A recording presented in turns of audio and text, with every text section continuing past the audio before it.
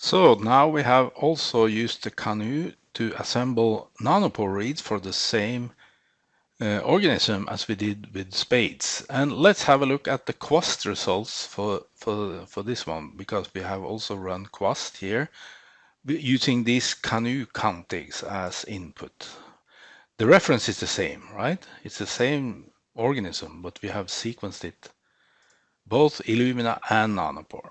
Let's first just click open the previous report from Spades, right? And then we go and do exactly the same for the Canoe results here. And the same report. And notice the difference, right? With Spades, we had many contigs. This is for the raw data, 67 contigs. And with Canoe, we have only 2. And this is the very typical difference between having nanopore versus Illumina data.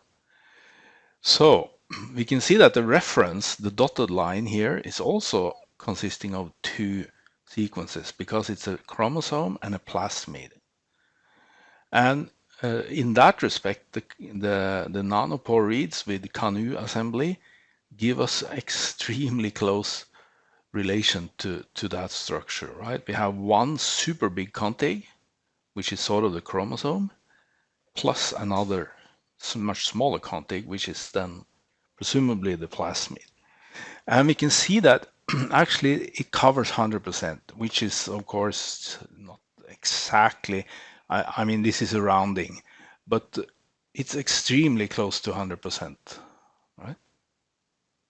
You see here the numbers. The length of the first Canoe contig is almost the same as the length of the chromosome. So, and this is because, of course, the nanopore reads are longer. It's easier to splice them together. It's like a puzzle with fewer but bigger puzzle pieces. It's so much easier to get the big picture, you could say. The big picture is so much easier compared to the Illumina data. However, it's not entirely sunshine, because if you look at the misassemblies here, when we looked at the misassemblies with the Illumina data, there was only 1. But now there's actually 2 here. And this may vary a little bit from run to run, but I'm not really surprised, because even if the nanopore data is nice in the sense that they are long, they are also contain much more errors, right? So even if it's sort of easy to splice together the reads, we may also do it wrong from time to time.